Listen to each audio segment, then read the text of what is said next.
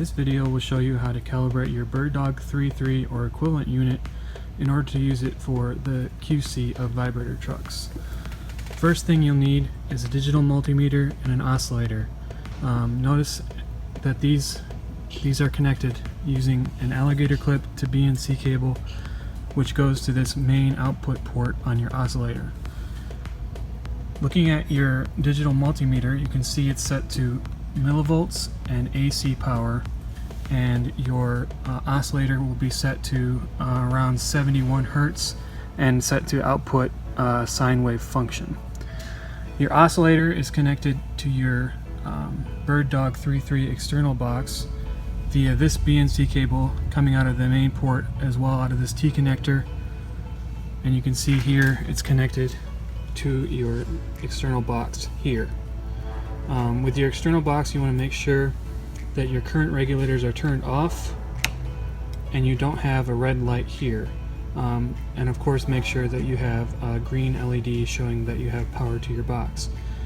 On the other side of the T connector of the BNC cable coming from your oscillator, you have another 6-foot BNC cable which is connected to this other port on your external box, and the other side of that is connected to the reference port on your external box. Finally, your external box is connected to your unit, to your testing unit, from this 19-pin connector over to the 55-pin connector on your unit. There's 2-pin power coming out of your unit, which is attached to your power source. In this case, it's a battery. And then finally, you want to have your an Ethernet cable connecting your unit to the computer that you'll be using for calibration. Open CalibDAC and detect your unit. Now set your time to 4 seconds, set it to a gain of 1, and input the voltage that you're reading from your multimeter. In this case, it's around 81.55 millivolts. So you want to click Start, and it will acquire the signal.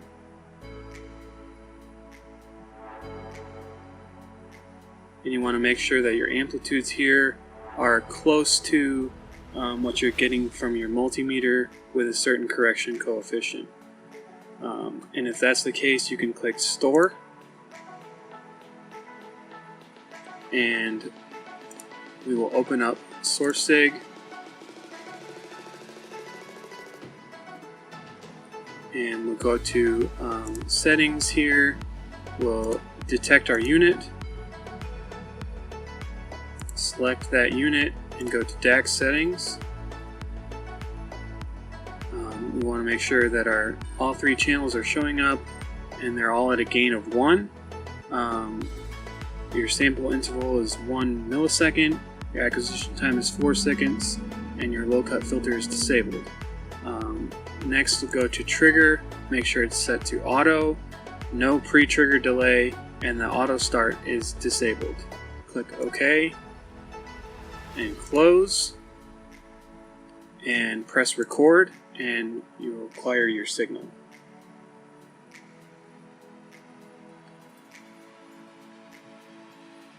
So you want to have one window that's just the signal trace itself, and we'll go up to View and click Noise View.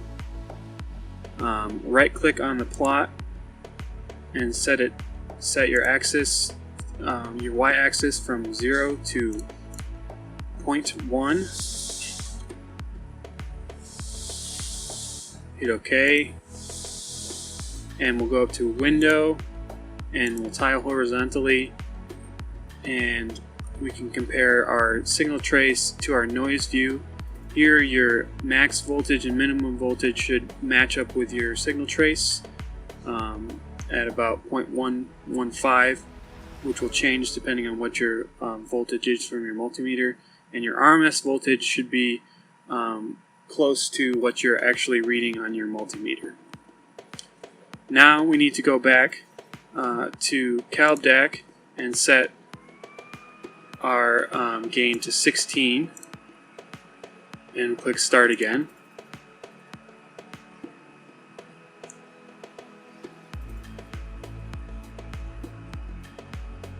Now your amplitude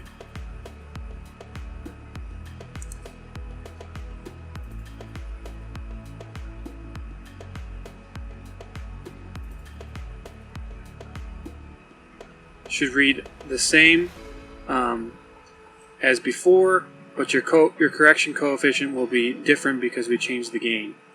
Now we're going to go back to source sig, and we will go into the settings menu, DAC settings, and we want to change the gain of all of our channels to 16. Click OK, click close, and press record again.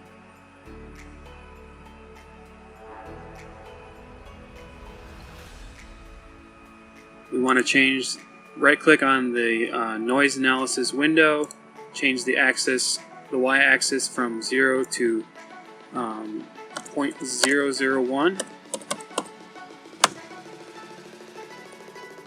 and we want to right click on our signal plot window and click full view, and then zoom in on a certain part of our channel, and we see that the max voltage and minimum voltage of channel 2 and 3 and of channel 1 are the same here, and your RMS voltage is changed as well. We can see here that channel 2 and 3 are aligned, but channel 1 is going to be slightly different at a gain of 16, whereas before, with a gain of 1, all 3 channels were aligned on top of each other.